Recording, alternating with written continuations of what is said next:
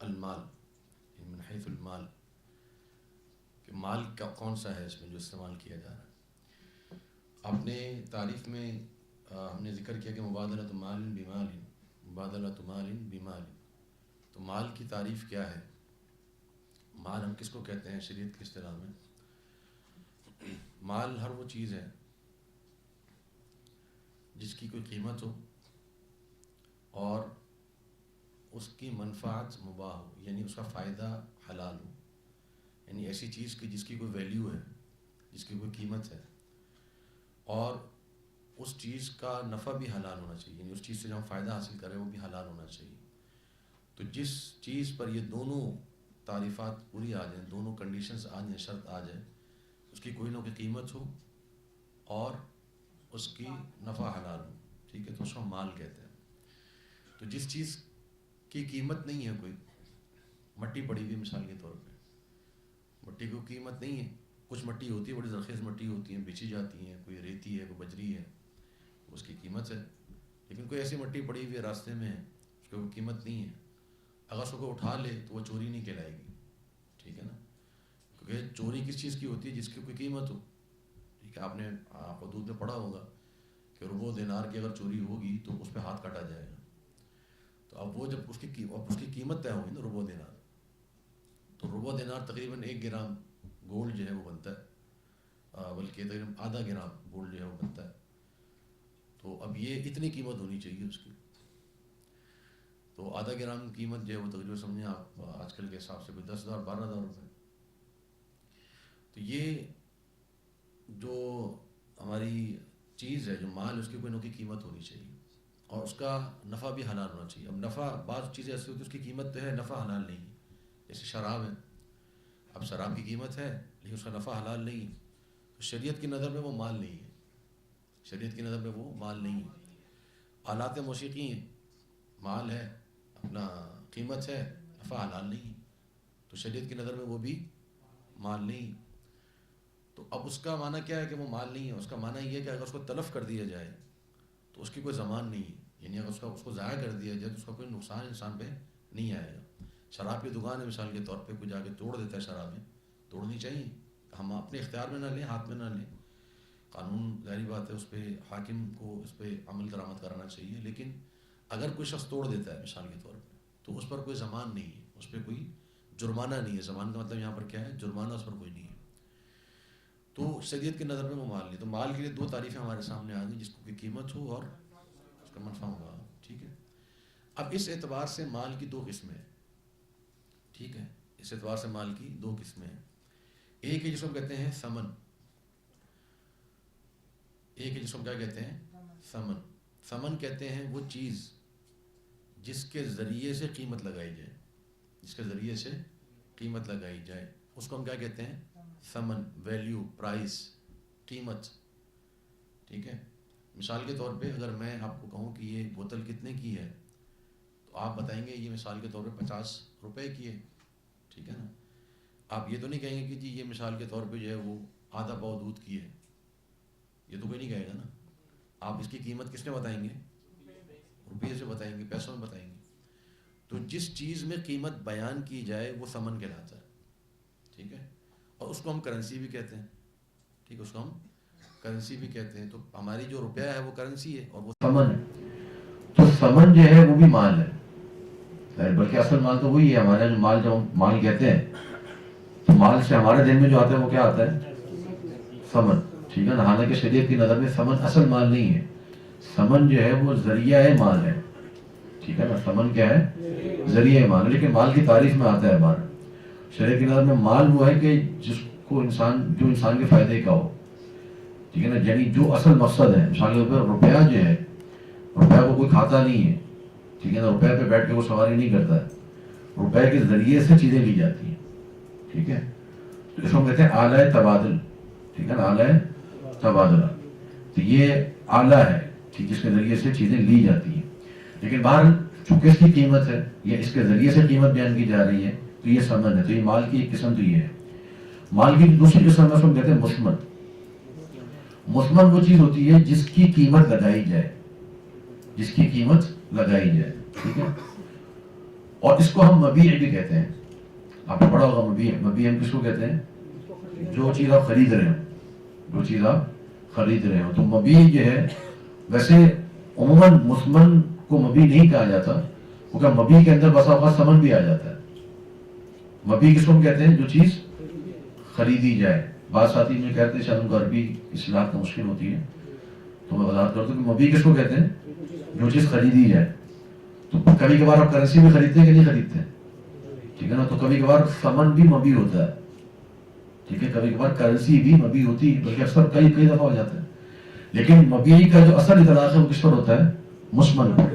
Commodity جس کو کہتے ہیں، اشیاء جو ہم خرید رہے ہوتے ہیں. ٹھیک ہے. تو ثمن اور مثمن، مال کی یہ دو قسمیں ہمارے سامنے آ گئی. ٹھیک ہے. اشیاء کموڈٹی جس کو ہم کہتے ہیں، تو وہ ہم گڈس وغیرہ جس کو کہتے ہیں. تو ثمن اور مثمن. تو مال کے ہمارے سامنے دو قسمیں آ گئی، ثمن اور مثمن. اب اس کے اعتبار سے انواع البیوع بنتی ہے. ٹھیک ہے. اچھا، ایک اور نوعیت کا اعتبار ہے، بیوع کی نوعیت کا اعتبار ہے، جو کہ جس کی طرف ہم مخرم اور اشارہ کیا نا، الا ان تکون تجارۃ حاضرۃ. تو معلوم ہوا کہ بیع کی ایک اعتبار سے اقسام یہ بھی ہیں کہ وہ حال ہے یا وہ مؤجل ہے. ٹھیک ہے. اس اعتبار سے بھی بیع کی اقسام بنتی ہیں. ٹھیک. تو ہمارے سامنے دو اعتبارات آ گئے. ایک اعتبار من حیث المال اور ایک اعتبار من حیث الاجل. ٹھیک ہے. اگر حال ہے تو وہ بیع الحال ہو جائے گا، اور اجل ہے تو بیع الاجل ہو جائے گا. ٹھیک ہے. اب اس کے اندر مختلف نوعیتیں بنتی ہیں. تو میں نے دو اعتبارات بنائے. اب اس اعتبار سے اقسام جو بنتی ہیں وہ کتنی بنتی ہیں؟ وہ ہمارے سامنے بنتی ہیں یہ کہ یا تو تبادلہ ہو رہا ہوگا کرنسی کا کسی چیز سے، یعنی آپ کوئی چیز خرید رہے ہوں گے. ٹھیک ہے. اس کو ہم کیا کہتے ہیں؟ نقد ادھار، یا دونوں نقد یا دونوں ادھار. اس کو ہم کیا کہتے ہیں؟ اس کو کہتے ہیں البیع المطلق، بیع مطلق. ٹھیک ہے. یعنی آپ پیسے دے کے چیز خرید رہے ہیں، پیسے دے کے چیز خرید رہے، تو یہ کیا کہلائے گی؟ بیع مطلق. ٹھیک ہے. اچھا، اس میں اب تین صورتیں ہمارے سامنے آ گئی.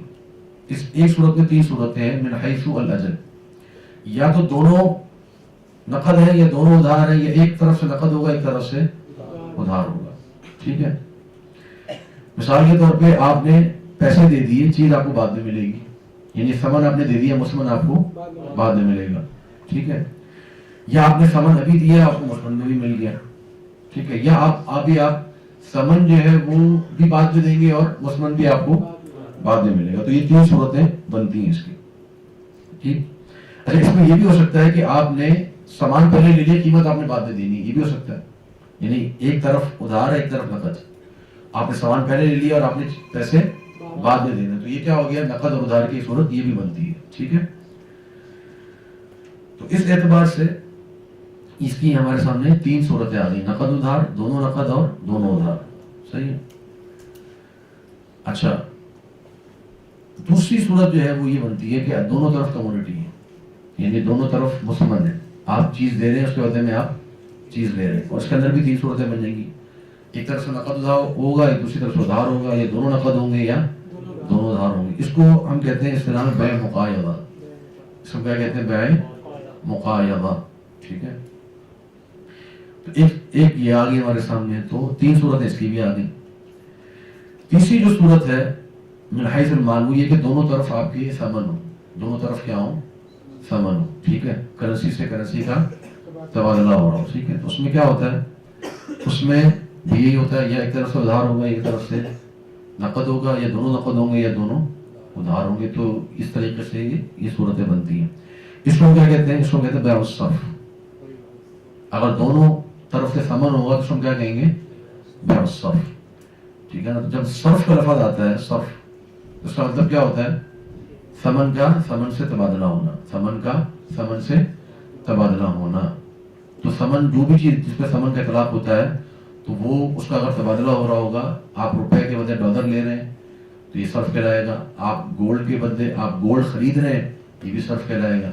آپ گولڈ دے کے پیسے لے رہے ہیں تو بھی صرف کہلائے گا. ٹھیک ہے. آپ کرنسیز کا آپس میں تبادلہ کرا رہے ہیں تو وہ بھی صرف کہلائے گا. تو ہر وہ چیز جو ثمن ہے تو اس کا جو تبادلہ آپس میں ہو رہا ہوگا تو اس کو ہم بیع الصرف کہتے ہیں. تو اس اعتبار سے ہمارے سامنے کتنی قسمیں آ گئی؟ کل کتنی قسمیں بننی؟ 9 قسمیں بننی. ٹھیک ہے. تو کل جو بے ہے وہ ان 9 قسموں سے باہر نہیں ہے. یعنی کوئی بھی بے ہو رہی ہوگی وہ ان 9 قسموں سے کوئی ایک ہو رہی ہوگی. ٹھیک. تو ان 9 قسموں کے ہم نے احکام سمجھ لینے. ان 9 قسموں کے ہم نے احکام سمجھ لینے. وہ کیا کیا احکام ہیں؟ پہلی جو قسم ہے نقد اور ادھار والی.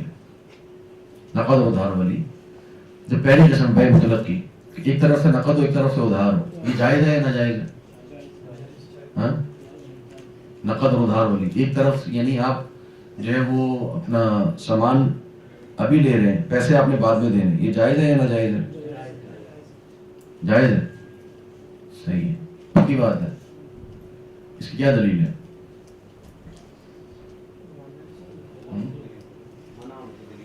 منع ہونے کی دلیل.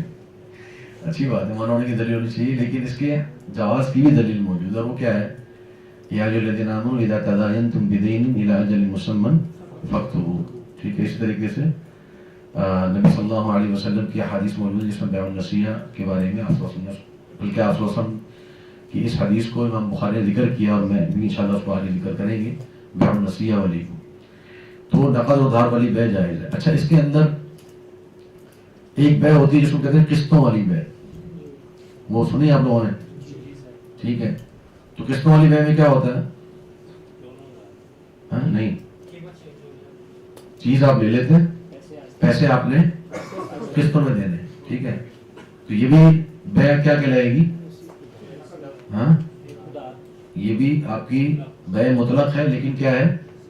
نسیہ ہے، مؤجل ہے. بیع الاجل اس کو ہم کہتے ہیں. اس کو کیا کہتے ہیں؟ بیع الاجل. ٹھیک ہے. بیع الاجل کی تعریف یہ ہے، بیع الاجل کی تعریف یہ ہے، یہ بیع النسیہ کی تعریف یہ ہے کہ جو مثمن ہے وہ نقد ہو اور ثمن نسیہ ہو. کیا مانا؟ کہ چیز آپ ابھی لے لیں، پیسے آپ بعد میں دیں، تو اس کو کیا کہیں گے؟ بیع الاجل. ٹھیک ہے. اور اس کا جو اپوزٹ ہے، جو ضد ہے، کہ اگر آپ پیسے پہلے دے دیں اور چیز آپ کو بعد میں ملے، اس کو کیا کہتے ہیں؟ اس کو ہم کہتے ہیں بیع السلم. اس کو کیا کہتے ہیں؟ سلم. کہ آپ پیسے پہلے دے دیں گے، چیز آپ کو بعد میں ملے گی. اس کو کیا کہتے ہیں؟ بیع السلم. ٹھیک ہے. تو ہمارے سامنے پہلی جو ہے نقد ادھار والی، اس کے اندر 2 صورتیں آ گئی. اگر پیسے ادھار ہے اس کو کیا کہیں گے؟ بیع الاجل. اور اگر چیز ادھار ہے تو بیع السلم. ٹھیک ہے. تو بیع الاجل ہو یا بیع السلم ہو، اگر بیع السلم کو بلکہ رہنے دیں، ہم بیع الاجل کی بات کر لیں کیونکہ ہم قسطوں کی بات کر رہے ہیں. تو اگر اس کے اندر ہم قسطوں میں سامان خرید رہے ہوں تو وہ جائز ہے. ٹھیک ہے نا. لیکن جو اختلاف ہوتا ہے وہ کہاں پر آتا ہے؟ کہ اگر نقد اور ادھار کی قیمت میں فرق آ جائے. کہاں فرق آ جائے؟ نقد اور ادھار کی قیمت میں فرق آ جائے. ٹھیک ہے. اس میں اختلاف ہے. اگر نقد اور ادھار کی قیمت میں فرق نہیں ہے تو وہ کیا ہے؟ جائز ہے.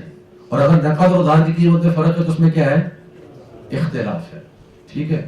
اب وہ جائز ہے یا ناجائز ہے وہ ہم یہاں بات نہیں کریں گے، وہ ہم باب الربا میں چل کے بات کریں گے.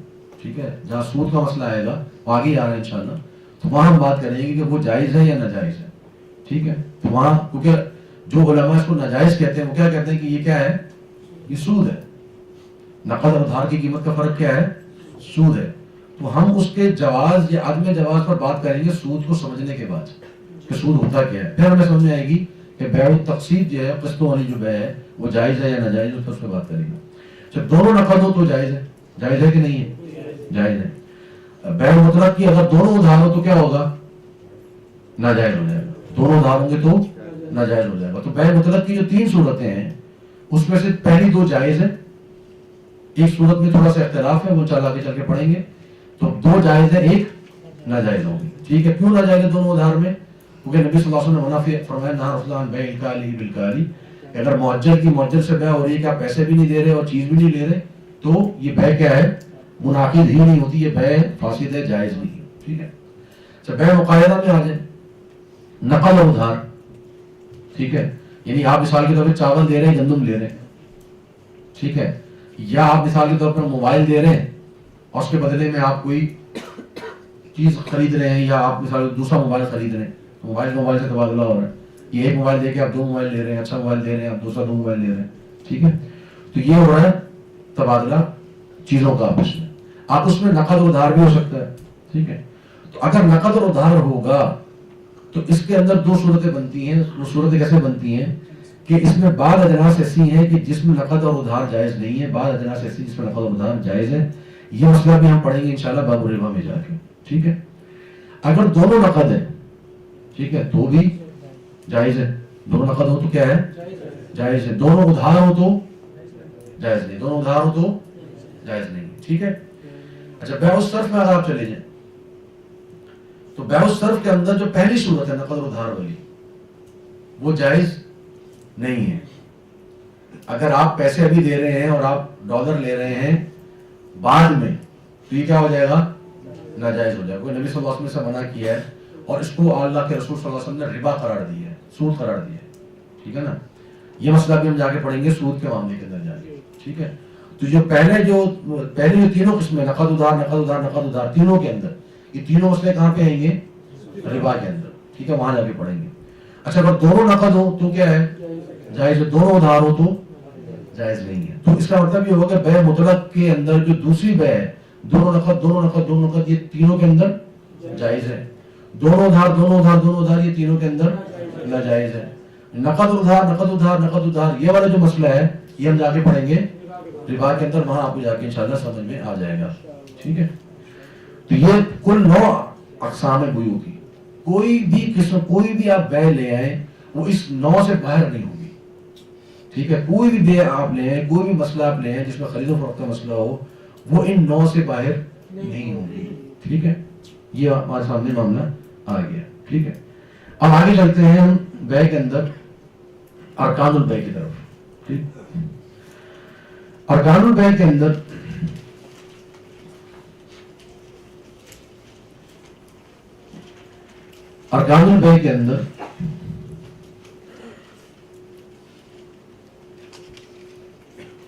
تین رکن ہوتے ہیں بیع کے. بیع کے کتنے رکن ہیں؟ 3 رکن ہیں، ٹھیک ہے. ایک ہے جس کو ہم کہتے ہیں العاقدان یعنی خریدار اور بیچنے والا جو آپس میں عقد کر رہے ہیں، ٹھیک ہے. ایک ہے جس کو ہم کہتے ہیں صیغۃ العقد، ایگریمنٹ جس کو ہم کہتے ہیں صیغۃ العقد. اور تیسرا ہے جس کو ہم کہتے ہیں المبیع. کیا کہتے ہیں؟ المبیع. تو مبیع کموڈٹی بھی ہو سکتی ہے، مبیع کوئی سمن بھی ہو سکتا ہے. ضروری نہیں ہے کہ مبیع کموڈٹی ہی ہو، وہ زیادہ تر کموڈٹی ہوتا ہے لیکن کئی صورتوں میں سمن بھی بن جاتا ہے، ٹھیک ہے. اب یہ 3 ارکان ہمارے سامنے آ گئے، عاقدان، صیغۃ العقد اور المبیع. یہ 3 ارکان ہیں بیع کے. ارکان کتنے ہیں بیع کے؟ 3. العاقدان اور ٹھیک اور صحیح ہے. تو جن کو عربی نہیں سمجھ میں آ رہی تو یہ وہ نوٹ کر لیں، خریدار، دکاندار، ایگریمنٹ اور کموڈٹی، ٹھیک ہے. اب آگے چلتے ہیں تو ہمارے پاس جو اب ان رکن کے لیے کچھ شرائط ہیں. عاقدان کے لیے علماء نے 3 شرطیں بیان کی ہیں. عاقدان کے لیے علماء نے 3 شرطیں بیان کی ہیں، اور رضا اور الاہلیہ اور الاہلیہ، ٹھیک، یعنی اس کا اہلیت ہونا عاقد بننے کے لیے. اور تیسرا ہے الملک، ٹھیک ہے. الا ان تكون تجارۃ عن تراض منکم، ٹھیک ہے. تو دونوں کا آپس میں رضامندی ہونا لازم ہے. اگر کسی پر زبردستی خریداری کی جائے گی تو وہ خریداری نہیں ہوگی. یہ بات بالکل واضح ہے، اس میں بحث کرنے کی ضرورت نہیں ہے. کوئی غصب کر لے کوئی چیز تو وہ بھی بیع نہیں مانی جائے گی. کوئی جبرن اکراہن کسی سے بیع کر لے تو وہ بھی بیع فاسد ہوگی بلکہ باطل ہوگی، تو اس کو بھی مانا نہیں جائے گا، ٹھیک ہے. دوسرا کیا ہے؟ اہلیت. اہلیت کے اندر علماء نے مختلف شرائط بیان کی ہیں. اس کا خلاصہ یہ ہے کہ جو کرنے والا شخص ہے وہ ذی شعور ہو. ذی شعور کا مطلب کیا ہے؟ یعنی فی حال کونی ہی، ٹھیک ہے نا، کونی عاقدن، کہ جب وہ عاقد ہو اس وقت، چاہے وہ بیچ رہا ہو چاہے وہ خرید رہا ہو، چاہے وہ بیچ رہا ہو چاہے وہ خرید رہا ہو، تو اس وقت وہ شعور کی کیفیت میں ہو. شعور کی کیفیت میں کیا مراد ہے؟ مثال کے طور پہ اگر وہ نیم بے ہوش ہے، جنون کی کیفیت میں ہے، دوائیوں کے زیر اثر ہے, نشے کی حالت میں ہے, ٹھیک ہے, تو اس کی بے منعقد نہیں ہوگی. چھوٹا بچہ ہے, وہ ہوش و حواس میں ہے لیکن وہ شعور کی تمیز کی عمر کو ابھی نہیں پہنچا, ٹھیک ہے, تو اس کی بے منعقد نہیں ہوگی الا یہ کہ اس کا جو ولی ہے وہ اس کے اوپر رضامند ہو جائے, ٹھیک ہے, کیونکہ بچے کو نہیں پتا کہ اس کے پاس کتنی قیمتی چیز ہے. پتہ چلے 1000 روپے کی چیز اس کے ہاتھ میں بچے کہ کوئی بیلا پسلا کے اسے وہ 50 روپے میں خرید کے لے گیا, ٹھیک ہے. اب شریعت یہ کہتی ہے کہ یہ بے منعقد نہیں ہوگی جب تک کہ ولی اس پر راضی نہ ہو جائے. ہاں اگر کوئی چھوٹی موٹی بیگ بچہ جا کے چپس پیکٹ وغیرہ خرید رہا ہے, بسکٹ خرید رہا ہے, چھوٹی موٹی بیگ, تو اس میں علماء خیال نہیں کرتے, لیکن اگر کوئی بڑی بیگ کر رہا ہے تو اس کے لیے اس کا شعور ہونا لازم ہے, ٹھیک ہے. تو یہ مختصر سی بات. تیسری بات جو ہے نا وہ اہم ہے, وہ ہے الملک, کہ انسان جو ہے وہ چیز کا کیا ہونا چاہیے, مالک ہونا چاہیے, ٹھیک ہے, چیز کا کیا ہو, مالک ہو, ٹھیک ہے. چیز کے مالک کے لیے ہمارے پاس ایک دلیل ہے, نبی صلی اللہ علیہ وسلم کا فرمان ہے جو کہ حکیم الحزام کی معروف حدیث ہے کہ جناب حکیم جو ہے وہ بسا اوقات ان کی دکان تھی بازار میں, چیز بیچتے تھے, تو کوئی ان کے پاس آتا خریدنے کے لیے کوئی چیز جو ان کے پاس موجود نہیں ہوتی تھی, تو کیا ہوتا تھا کہ وہ جاتے تھے, اس سے قیمت لے لیتے تھے, پھر جاتے تھے چیز خرید کے لا کے اس کو دے دیتے تھے, ٹھیک ہے. جب نبی صلی اللہ علیہ وسلم سے وہ پوچھنے آئے کہ میں نے ایسا کیا ہے, تو اللہ کے رسول صلی اللہ علیہ وسلم نے کیا فرمایا, لا تبع ما لیس عندک, لا تبع ما لیس عندک, کہ اے حکیم جو تمہارے پاس نہیں ہے, یعنی جو تمہاری ملکیت میں نہیں ہے, جس پہ تم مالک نہیں ہو, وہ چیز تم بیچ نہیں سکتے. لا تبع ما لیس عندک, ٹھیک ہے. تو مالک ہونا کیا ہے, شرط ہے. اگر ایک شخص ایک چیز بیچ رہا ہے جس کا وہ مالک نہیں ہے تو وہ بے منعقد نہیں ہوگی. کوئی شخص چوری کی چیز بیچ رہا ہو تو وہ بے منعقد نہیں ہوگی. اگر کوئی چیز مغصوب جو غصب کی گئی ہے وہ بیچ رہا ہو تو وہ بے منعقد نہیں ہوگی, ٹھیک ہے. اگر ایک شخص کسی سے سودا کر رہا ہے ایک چیز کا جو اس نے بھی خریدنی ہے, خریدی نہیں ہے, تو وہ بے منعقد نہیں ہوگی, ٹھیک ہے. بے منعقد کیوں نہیں ہوگی, بے منعقد کیوں نہیں ہوگی, کیونکہ شریعت کا ایک اصول ہے. وہ اصول کیا ہے, جو کہ ایک حدیث میں ابو داؤد میں نبی صلی اللہ علیہ وسلم بیان کیا, اور یہ بڑا ہی خوبصورت اصول ہے, اور اس کی بنیاد پر بہت سارے مسائل ہمیں سمجھ میں آتے ہیں, اور شریعت کا اقتصادی نظام کا جو منافع کا حصول ہے وہ ہمیں سمجھ میں آتا ہے. آپ صلی اللہ علیہ وسلم فرمان ہے, لا ربح ما لم یضمن, لا ربح ما لم یضمن. کیا معنی ہے اس کا, کہ جس چیز کے نقصان کے تم ذمہ دار نہیں ہو اس کا بھی تم حاصل نہیں کر سکتے, ٹھیک ہے. میرے پاس یہ بوتل ابھی موجود نہیں ہے, ٹھیک ہے, یہ بوتل ہے 10 روپے کی, میں آگے سودا کر رہا ہوں 15 روپے کی, 5 روپے میں کیا لے رہا ہوں, منافع. یہ بوتل ابھی میرے پاس موجود نہیں ہے. اگر یہ بوتل میرے پاس ابھی موجود نہیں ہے اور اس بوتل کو کچھ ہو جاتا ہے تو نقصان کے ذمہ دار میں نہیں ہوں, تو لہذا اس کا منافع بھی میں نہیں لے سکتا. لا ربح ما لم یضمن, ٹھیک ہے. تو جس چیز کا نقصان آپ نہیں اٹھا رہے ہیں اس چیز کا آپ فائدہ بھی نہیں لے سکتے. اور یہ اصول اسی طرف لوٹتا ہے جو میں نے پہلے ذکر کیا, کہ اگر آپ کو یہ دیکھنا ہو کہ مالک کون ہے تو آپ کیا دیکھیں گے, نقصان کس کو ہو رہا ہے. شریعت نے نقصان کس پر ڈالا ہے. جب آپ کو معلوم ہو جائے گا اس پر نقصان ڈالا گیا تو اس کا مطلب ہے کہ وہ مالک, اور فائدہ بھی. اب دوبارہ قرض کی مثال کی طرف آ جائیں. قرض کی مثال میں نے کہا تھا کہ جب کسی کو آپ نے پیسے دیے, پیسے اس سے ضائع ہو گئے, نقصان کس کا ہے, مقروض کا. تو جو چیز کا نقصان وہ اٹھا رہا ہے اس کا فائدہ میں نہیں لے سکتا. میں نے قرضہ دیا اس کو, ٹھیک ہے, لیکن اس قرضے کا نقصان کس کو ہوا, اس انسان کو ہوا. تو جب میں اس کا نقصان نہیں اٹھا رہا تو پھر میں اس کا فائدہ بھی نہیں لے سکتا. تو ربا کے تعلق سے بھی جو اصول ہے وہ یہی آتا ہے کہ لا ربح ما لم یضمن, ٹھیک ہے. یہ اصول ہے جو شریعت نے بیان کیا ہے. تو جب میرے پاس ملکیت نہیں ہے یا مجھ پر ابھی اس کی زمان نہیں ہے, مجھ پر اس کا نقصان نہیں ہے, تو میں اس کا فائدہ بھی نہیں لے سکتا ہوں, ٹھیک ہے. تو فائدہ میں جب لوں گا جب مجھ پر اس کا نقصان آئے گا, ٹھیک ہے. تو یہ ہے چیز کا مالک ہونا. اب اس میں مثال کے طور پہ میں آپ کو ایک آج کل کی ہمارے یہاں کراچی میں جو چلتا ہے، پتہ نہیں آپ کے یہاں راولپنڈی وغیرہ میں اسلام آباد میں چلتا ہے نہیں، اس کو کہتے ہیں بیانہ، چلتا ہے یہاں پر؟ ٹھیک ہے، بیانہ کیا ہوتا ہے؟ مثال کے طور پہ یہ پلاٹوں میں ہوتا ہے نا، پراپرٹی کے اندر، کہ ایک گھر میں نے ابھی پلاٹ میں نے خریدنا ہے، یا مطلب پلاٹ میں لینا چاہ رہا ہوں، میں نے ابھی اس کا دیا بیانہ، پلاٹ کی قیمت ہے مثال کے طور پہ 10 لاکھ روپے، ٹھیک ہے، تو میں نے 5% دینا تھا، تو میں نے 50,000 روپے دے دیا اس کو، ٹھیک۔ اب 50,000 روپے دینے کا جو تصور ہمارے یہاں ہوتا ہے، یعنی کراچی میں، یہاں پر بھی مجھے امید ہے کہ یہ تصور ہوتا ہوگا کہ اگر میں پیچھے ہٹ گیا، میں نے نہیں خریدنا اس کو، تو 50,000 اس کے، ٹھیک ہے، اور اگر وہ پیچھے ہٹ گیا کہ اس نے کہا کہ اب میں آپ کو نہیں بیچ رہا، تو وہ کیا کرے گا؟ وہ ڈبل کر کے مجھے واپس کرے، ایسے ہی ہوتا ہے بیانہ میں، ٹھیک ہے۔ اب یہ حلال ہے یا حرام ہے، جائز ہے ناجائز ہے، اس بحث کو بھی ایک طرف رکھ دیں آپ، ٹھیک ہے۔ اب ہم بات یہ کر رہے ہیں کہ میں نے ایک بندے کو دیا 50,000 روپے کا بیانہ، 10 لاکھ روپے کا وہ پلاٹ ہے، ٹھیک ہے، مجھے آگے کوئی پارٹی لگ گئی، اس نے کہا بھائی یہ پلاٹ مجھے تم 12 کا دے دو، ٹھیک ہے، میں نے ابھی کیا دیا ہے؟ بیانہ دیا ہے، ٹھیک ہے، وہ کہہ رہا ہے کہ جی آپ مجھے 12 کا بھیج دو، میں اس کو بیچ سکتا ہوں؟ کیوں؟ نقصان کے ذمہ دار میں نہیں ہوں۔ کیسے پتا چلے گا اس کا؟ کہ اگر اس پلاٹ پہ قبضہ ہو گیا تو باقی کے 9.5 لاکھ مجھ پر آئیں گے یا نہیں آئیں گے؟ مجھ پر نہیں آئیں گے، وہ کس پر آئیں گے؟ مالک پر آئیں گے۔ تو نقصان کس کا ہو رہا ہے؟ اس کا مطلب یہ ہے کہ ملکیت میری طرف ابھی نہیں آئی، ٹھیک ہے۔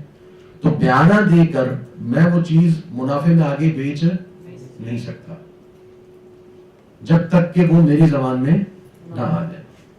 اچھا، کبھی کبھار ایسا ہوتا ہے، آپ کے بھی ہوتا ہوگا اس طرح کہ قیمت نہیں دی ابھی، میں نے قسطوں پہ بائک لے لی ہے، بائک میرے پاس آ گئی ہے بغیر ایڈوانس کے، انہوں نے کہا جی ایڈوانس بھی نہ دیں، بائک قسطوں پہ لے لیں، ایسا ہوتا ہے کہ نہیں ہوتا؟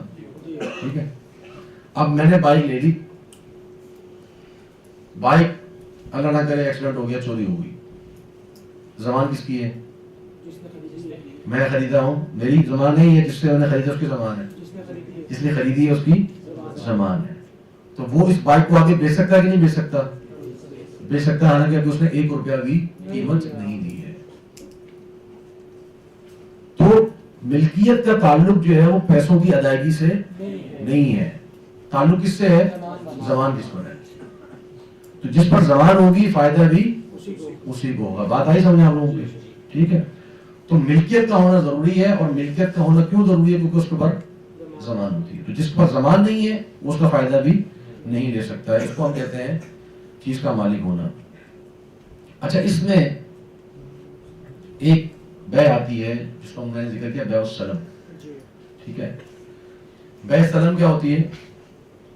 نبی صلی اللہ علیہ وسلم کے زمانے میں صحابہ کیا کرتے تھے کہ ان کے باغات کے کھجور تھے، ٹھیک ہے، تو اب باغ میں لگتی کھجور ہے، تو صحابہ جو آگے جنہوں نے کھجوریں بیچنی ہوتی تھی، کیونکہ جو کھجور اگا رہا ہے، جس کا باغ ہے، وہ خود نہیں بیچتا تھا، مارکیٹ میں جا کے، مارکیٹ میں بیچنے والے اور لوگ ہوتے ہیں، ٹھیک ہے، آج بھی یہی ہوتا ہے، جس کا باغ ہوتا ہے وہ نہیں بیچتا، بلکہ وہ دوسروں کو بیچ دیتا ہے، وہ آگے جا کے بیچے ہوتے ہیں، ٹھیک ہے۔ اب یہ انہوں نے جس کو بیچنا ہوتا ہے اس سے یہ 2-2 3-3 سال کا معاہدہ کر لیتے تھے کہ بھائی اگلے 5 سال تک میرے باغ کی کھجوریں آپ کی ہیں، قیمت پہلے دے دو مجھے، ٹھیک ہے۔ نبی صلی اللہ علیہ وسلم نے مدینہ تشریف لائے تو صحابہ نے بتایا کہ جب اس طرح کرتے ہیں، آپ صلی اللہ علیہ وسلم نے کیا فرمایا؟ فَمَنْ أَسْلَفَ فَلْيُسْلِفْ فِي كَيْلٍ مَعْلُومٍ وَوَزْنٍ مَعْلُومٍ إِلَىٰ أَجَلٍ مَعْلُومٍ، ٹھیک ہے، کہ جس نے بھی صرف کرنا ہو، یہ سلم صرف ایک ہی معنی میں آتے ہیں، جس نے کرنا ہو اس کو چاہیے کہ فَلْيُسْلِفْ فِي كَيْلٍ مَعْلُومٍ وَوَزْنٍ مَعْلُومٍ، کہ مقدار معلوم ہونی چاہیے، چیز معلوم ہونی چاہیے، ٹھیک ہے۔ اس کو ہم کہتے ہیں الشیء الموصوف، اس کو کیا کہتے ہیں؟ الشیء الموصوف۔ الشیء الموصوف کا مطلب کیا ہے؟ ایسی چیز کہ جس کی جو صفات ہیں وہ بتا دی گئی ہیں، مثال کے طور پہ کھجور ہوگی، اجوا کھجور ہوگی، یہ اس کی کوالٹی ہونی چاہیے، یہ میں اتنے کی لوں گا اور اتنی مقدار میں لوں گا، ٹھیک ہے۔ تو شے موصوف اور شے موزون یا مکیل، اس کا وزن اور اس کا جو مقدار ہے وہ معلوم ہونی چاہیے، اور آپ نے ڈلیوری کب دینی ہے یہ بھی معلوم ہونا چاہیے، اذا اجل معلوم، یہ بھی معلوم ہونا چاہیے، تو پھر آپ بھیج سکتے ہیں. ٹھیک ہے. اب صحیح بخاری میں امام بخاری مولانا نے کتاب السلم الگ سے ذکر کی ہوئی ہے، کتاب البیوع کے بعد کتاب السلم کو الگ سے ذکر کیا امام بخاری نے. اس کے اندر کئی احادیث ذکر کی ہیں امام بخاری کا، اس میں بھی بڑا منفرد موقف ہے. موقف یہ ہے، جمہور اہل علم کی رائے یہ ہے کہ جو چیز انسان بیچ رہا ہے پیسے پہلے لے رہا ہے تو اس چیز کو وہ بنانے والا ہونا. کیا مطلب یہ کہ مثال کے طور پہ اگر میں کھجور پہلے بیچ رہا ہوں تو کھجوروں کا باغ میرے پاس ہونا چاہیے. میں اگر گندم پہلے بیچ رہا ہوں تو گندم اگانے کے لیے زمین میرے پاس ہونی چاہیے. یہ جمہور اہل علم کا موقف ہے. امام بخاری کا موقف ہے کہ نہیں، یہ کوئی ضروری نہیں ہے. امام بخاری کا موقف کیا ہے؟ ضروری نہیں ہے. اب اس میں وہ ایک روایت لے کر آتے ہیں صحابی کی. صحابی کہتے ہیں کہ جی ہم یمن کے لوگوں سے کپڑا خریدا کرتے تھے اور شام کے لوگوں سے گندم خریدا کرتے تھے. پیسے ہم پہلے دیتے تھے، یعنی جب شام کے لوگ آئے مدینہ کھجوریں لینے تو ہم نے ان کو پیسے پہلے دے دیے کہ جب دوبارہ آنا تو گندم لے کر آنا. تو تابعین نے پوچھا کہ کیا آپ یہ پوچھتے تھے کہ تمہارے پاس گندم کے کھیت ہے؟ تو صحابی نے کہا ہم نے تو کبھی نہیں پوچھا. اس کا مطلب کیا ہوا کہ یہ شرط نہیں ہے.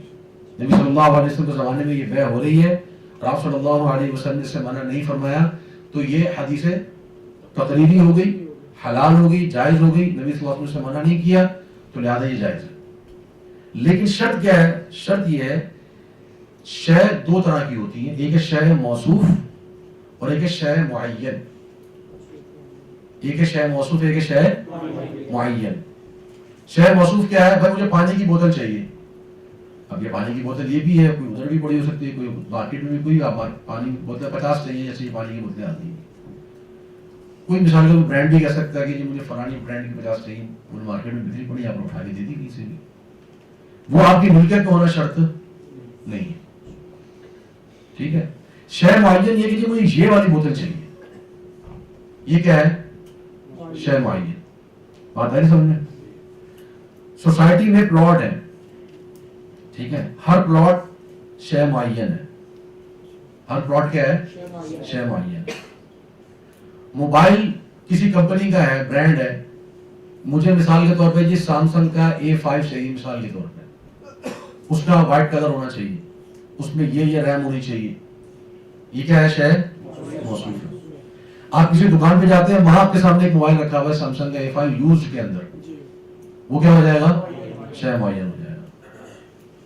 تو شے موصوف میں سلم کر سکتے ہیں آپ، ٹھیک ہے. شے معین میں سلم نہیں کر سکتے. میرا خیال مشکل ہوگی سمجھنا. نہیں سمجھ آ گئی نا آپ سب لوگوں کو؟ سمجھ آ گئی؟ نہیں سمجھ. شے موصوف کس کو کہتے ہیں ہم؟ جو صفات کے ذریعے سے معلوم ہو جائے، جو صفات کے ذریعے سے معلوم ہو جائے. آپ کوئی خاص نہ کریں کہ جی مجھے یہ والی بوتل چاہیے، یہ والی بوتل کیا ہو جائے گی؟ شے معین ہو جائے گی. میں کہتا ہوں جی مجھے رائل گرین کی بوتل چاہیے پانی کی، یہ کیا ہو گئی؟ شے موصوف ہو گئی. ٹھیک ہے. اب یہ لیپ ٹاپ ہے یوزڈ میں، یہ کیا ہو جائے گا؟ شے معین ہو جائے گا. ٹھیک ہے. لیکن اگر میں مثال کے طور پہ کہتا ہوں جی مجھے لینووو کا جو ہے وہ لیپ ٹاپ چاہیے، کوئی بھی ہو سکتا ہے، یہ کیا ہو جائے گا؟ شے موصوف ہو جائے گا. ٹھیک ہے. تو شے موصوف میں ہم کیا کر سکتے ہیں؟ سلم کر سکتے ہیں. اب یہاں ایک مسئلہ آتا ہے جس کو ہم کہتے ہیں ڈراپ شپنگ. ڈراپ شپنگ کا نام سنا آپ لوگوں نے؟ کیا ہوتی ہے ڈراپ شپنگ؟ کسٹمر کو سیل کر رہے ہوتے ہیں. ای کامرس چل رہی ہے پوری دنیا کے اندر، ٹھیک ہے. اب اس میں کئی علماء نے اس کو ناجائز قرار دیا. کیوں ناجائز قرار دیا؟ انہوں نے کہا کہ جی آپ جو ہے ڈراپ شپنگ اس صورت میں کر سکتے ہیں صرف کہ یا تو آپ چیز کے مالک ہو، یا آپ نے وینڈر کے ساتھ جو چیز بیچ رہا ہے اس کے ساتھ آپ کا ایگریمنٹ ہو، کانٹریکٹ ہو، ٹھیک ہے، پھر آپ کر سکتے ہیں، ورنہ آپ نہیں کر سکتے. ٹھیک ہے. جبکہ تیسری صورت جو ہے وہ کیا ہے؟ بیع سلم. ٹھیک ہے. کہ میں نے پیسے پہلے لے لیے، چیز میں نے اپنی مارکیٹ اپنی دکان پہ اپنے جو میرا ویب سائٹ ہے، اسٹور ہے، اس پہ میں نے لگائی ہوئی کہ جی میں لیدر کی جیکٹ بیچتا ہوں، ٹھیک ہے، یہ لیدر کی کوالٹی ہے، یہ لیدر کا رنگ ہے، یہ اس کا سائز ہے، یہ اس کی قیمت ہے. یہ کیا ہوگی شے موصوف. اب وہ کہتا ہے جی آپ مجھے 20 بھیج دو, اب میں چاہتا ہوں وہ چیز خریدتا ہوں, ٹھیک ہے, شے موصوف. ٹھیک ہے, شے موصوف کا فائدہ کیا ہوتا ہے؟ شے موصوف کا فائدہ یہ ہوتا ہے کہ اس میں جو ہے وہ نزاع نہیں ہوتا. نزاع کیسے نہیں ہوتا؟ نزاع ایسے نہیں ہوتا ہے کہ شے معین اگر مثال میں نے کہا کہ جی یہ والی بوتل اب یہ پڑی ہوئی ہے کسی اور کے پاس, آپ میرے پاس آتے کہتے ہیں مجھے وہ والی بوتل چاہیے, تو ٹھیک ہے جی میں آپ کو 15 روپے کی دوں گا. ٹھیک ہے, اب میں نے اسے 15 روپے لے لیے. ٹھیک ہے, اب میں اس کے پاس جاتا ہوں بھائی 2 روپے بوتل مجھے کہتا نہیں, میں تو تمہیں نہیں دوں گا. اب اس میں کیا ہو گیا, میرا اور جو خریدار ہے اس کا آپس میں نزاع. میں کہوں گا وہ تو نہیں مل رہی بھائی, یہ ہو گیا وہ ہو گیا. لیکن اگر وہ شے موصوف تو یہ میں کہیں سے بھی اٹھا کے دے دوں گا اس کو. ٹھیک ہے, اس میں نزاع نہیں ہے, اس میں اختلاف نہیں ہے, اس میں جھگڑے کی نوبت نہیں آئے گی. ٹھیک ہے, اس لیے شے موصوف کے اندر بیع سلم جائز ہے, شے معین کے اندر بیع سلم جائز نہیں ہے. تو ڈراپ شپنگ میں اگر آپ کوئی ایسا آئٹم بیچ رہے ہیں جو مارکیٹ میں اویلیبل ہے, ٹھیک ہے, کوئی چیز معین نہیں ہے, آپ اس کی صفات بیان کر رہے ہیں, اس کے فیچرز بیان کر رہے ہیں, لوگ فیچرز دیکھ کے کہہ رہے ہیں ہاں جی ٹھیک ہے مجھے یہ والا کپڑا چاہیے, اس سائز کا چاہیے, اتنے رنگ کا چاہیے, اس کوالٹی کا چاہیے, جی ٹھیک ہے ڈن ہو گیا. تو یہ کیا ہو جائے گا, شے موصوف کے اندر سلم, اور یہ کیا ہے جائز. ٹھیک ہے, تو ڈراپ شپنگ کا معاملہ اس کے اندر جائز ہو جاتا ہے. لیکن شے معین ایک صورت میں جائز ہوتی ہے. شے معین, شے موصوف تو آپ کی کس میں آ گئی, جائز میں آ گئی بیع سلم کی صورت. شے معین بھی بسا اوقات جائز ہوتی ہے ایک صورت میں, اس کو ہم کہتے ہیں مینوفیکچرنگ کانٹریکٹ.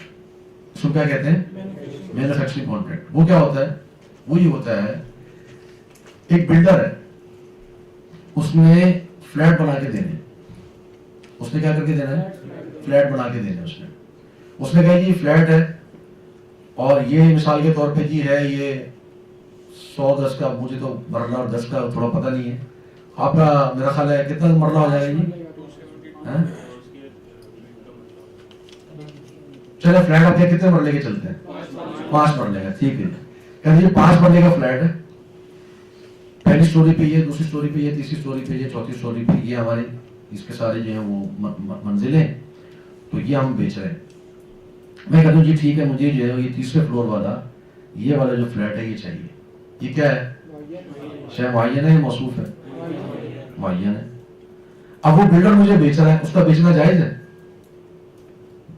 کیا کہیں گے, بلڈر بیچتے ہیں کہ نہیں بیچتے, فلیٹ بنا کے بیچتے ہیں نا, ابھی بنے تو نہیں ہوتے نا, بننے سے پہلے بیچ رہے ہوتے ہیں. آپ قسطیں خریدتے ہیں نا, لوگ خریدتے ہیں قسطوں میں فلیٹ, فلیٹ ابھی بنے نہیں ہے, بننے ہیں, اور وہ فلیٹ کیا ہے, شے معین ہے.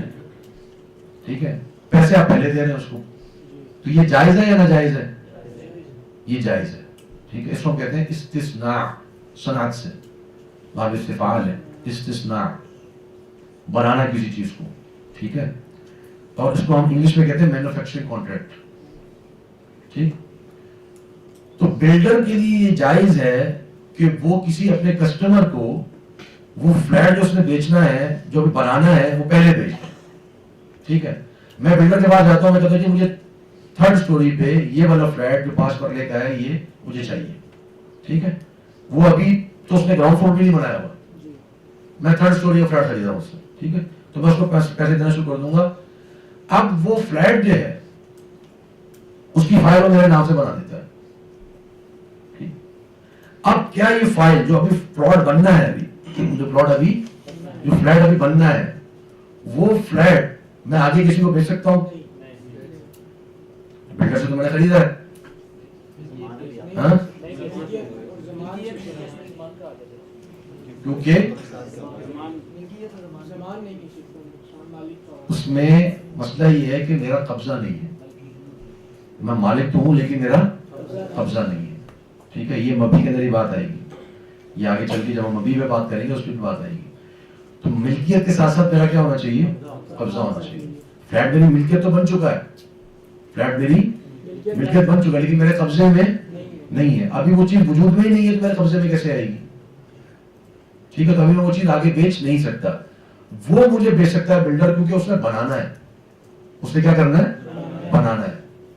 ٹھیک ہے, میں اس کو نہیں بیچ سکتا, آگے میں کسی اور کو نہیں بیچ سکتا. ٹھیک ہے, تو یہ ہے ملکیت کے لیے یہ شرائط.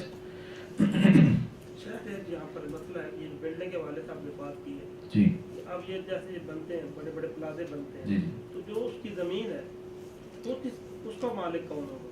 جیسے دوسرا فلور اس کا مالک ہے، تیسرے فلور کا الگ مالک ہے، اس کی جو زمین ہے جب وہ پوسیدہ ہو جائے گی دوبارہ بنائی جائے گی زمین کا مالک کون ہے؟ زمین کے مشترکہ مالک ہوں گے سارے. جو فلیٹ جتنے مالک ہیں وہ زمین کے اندر سب مشترکہ حصے دار ہیں اس کے، کیونکہ انہوں نے اس میں ساری چیزیں بنائی ہیں نا. تو یہ نہیں ہوگا کہ صرف گراؤنڈ فلور والا مالک ہوگا، نہیں، جتنے بھی اسٹوریز ہیں سب اس زمین کے مشترکہ مالک ہوں گے. یہ اس کی اس کا صورت دوسرے کو پتہ ہونا چاہیے.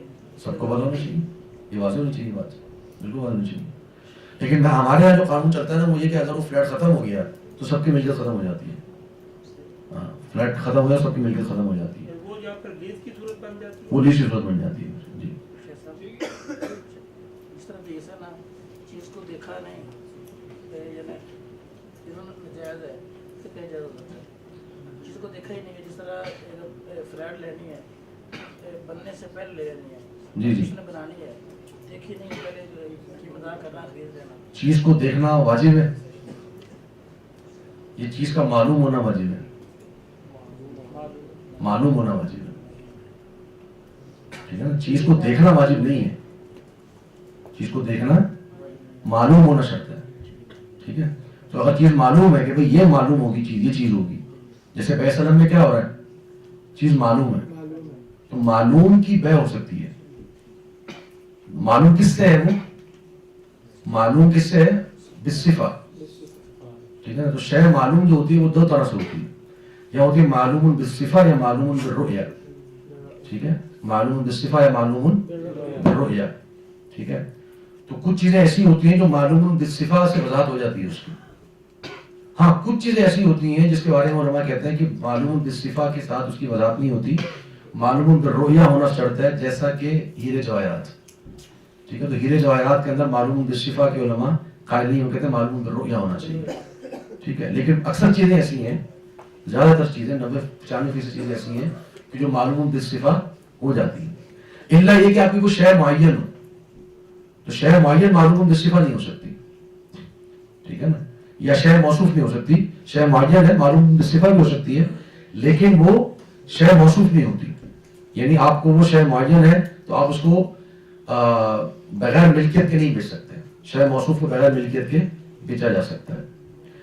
تو خلاصہ کلام یہ ہے، میں ملکیت کی طرف دوبارہ لوٹتا ہوں. ملکیت میں اصل چیز یہ ہے کہ انسان چیز کا مالک ہونا چاہیے. خلاصہ کلام اصل چیز کیا ہے، چیز کا مالک ہونا چاہیے. اور اگر وہ چیز کو ملکیت کے بغیر بیچنا چاہے تو اس کے لیے وہ چیز کیا ہونی چاہیے، موصوف ہونی چاہیے، معین نہیں ہونی چاہیے. ٹھیک ہے نا، اور موصوف معین کا میں نے آپ کو فرق بتا دیا. ٹھیک ہے، تو موصوف یہ کہ آپ اس کی فیچرز بیان کریں گے تو آپ کو پتہ چل جائے گا یہ شے موصوف ہے، وہ کہیں سے بھی آپ کو مل جائے گی. لیکن آپ کہتے ہیں کہ نہیں مجھے یہ والی چیز ہے تو یہ کیا ہو جائے گا، شے معین ہو جائے گا، اس میں آپ ملکیت کے بغیر چیز نہیں بیچ سکتے. ٹھیک ہے، لا تبیع ما لیس عندک. آگے چلتے ہیں، کمیشن کے معاملات میں آگے چل کے بیان کرتا ہوں. اچھا، جو مراحل البیع ہے یہ ایک ضمنی بات ہے، میں اصل مراحل البیع کو بتا رہا ہوں. مراحل البیع جو ہوتے ہیں وہ 4 ہوتے ہیں، مراحل البیع. ٹھیک ہے، سب سے پہلا جو مرحلہ ہوتا ہے اس کو کہتے ہیں مساومہ. مساومہ کا مطلب کیا ہے، دام لگانا. اس کے بعد کیا ہوتا ہے، عقد. عقد کے بعد کیا ہوتا ہے، عقد کا مطلب کیا ہے، کانٹریکٹ. ٹھیک ہے، اس کے بعد کیا ہوتا ہے، ملکیت کا مطلب ہوتا ہے اونرشپ. ٹھیک ہے، اور اس کے بعد کیا ہوتا ہے، قبضہ. قبضہ کو کہتے ہیں پوزیشن. ٹھیک ہے، تو بیع کے کتنے مرحلے ہو گئے، 4 مرحلے. بیع مکمل ہو جاتی ہے عقد کی صورت میں. یہ اس کو تھوڑا سا، یہ تھوڑی سی باریک بات ہے، اس میں وضاحت کر دوں. عقد مکمل ہو جاتی ہے کس صورت میں، بیع مکمل ہو جاتی ہے کس صورت میں، عقد کی صورت میں. ٹھیک ہے، جب عقد ہو گیا تو بیع ہو گئی. ٹھیک ہے، لیکن جو مشتری ہے وہ اس چیز کو آگے نہیں بیچ سکتا جب تک کہ ملکیت کا قبضہ نہ آ جائے. بات ہے سمجھ میں؟ یعنی پہلی بیع جو ہے وہ کہاں مکمل ہو گئی ہے، عقد میں. ٹھیک ہے، میں نے عقد کر لیا، کانٹریکٹ کر لیا، یہاں بیع میری ہو گئی. ٹھیک ہے، اب بیرکاری بالکاری نہیں ہونا چاہیے کہ ابھی چیز ابھی پیسے بھی نہیں دے رہا وہ بھی نہیں دے رہا, وہ پیسے تو کچھ نہ کچھ تو ابھی تبادلہ وہ کرے گا, ٹھیک ہے, چاہے وہ جز من الثمن دے دے, تبادلہ کچھ نہ کچھ شرط ہے اس کے لیے, لیکن بیع مکمل ہوگی, ٹھیک ہے. آگے بیچنے کے لیے شرط کیا ہے؟ ملکیت اور قبضہ, ٹھیک ہے. تو یہ چیزیں, یہ دونوں چیزیں جو ہیں وہ شرط ہیں. آپ نے ایک حدیث پڑھی ہوگی, لا تبع لا یبیع احدکم علی بیع اخیہ, ٹھیک ہے, کہ تم اپنے بھائی کی بیع پر بیع نہ کرو. پڑھی حدیث آپ لوگوں نے, کیا معنی ہے اس کا؟ ٹھیک ہے. تو یہ کس مرحلے میں آ کے حرام ہوتا ہے؟ مصابہ میں یا عقد میں؟ مصابہ میں حلال ہے, جائز ہے, عقد کے بعد ناجائز, ٹھیک ہے. جب قیمت لگ رہی ہے, میں بھی قیمت بتا رہا ہوں, آپ نے بھی قیمت بتا دی, کوئی حرج نہیں اس میں, ٹھیک ہے. میں نے اگر قیمت لگائی, آپ نے بھی قیمت لگا دی, تو اس میں کوئی حرج نہیں ہے, ٹھیک ہے. لیکن جب آتی ہے بات جو ہے وہ کس کی, دوسری حدیث کا دوسرا ٹکڑا کیا ہے, لا یخطب احدکم علی خطبۃ اخیہ, ٹھیک ہے. تو وہ خطبہ پر ہی حرام ہو جاتا ہے, اس میں عقد نہیں ہے, اس میں کیا ہے, خطبہ ہے.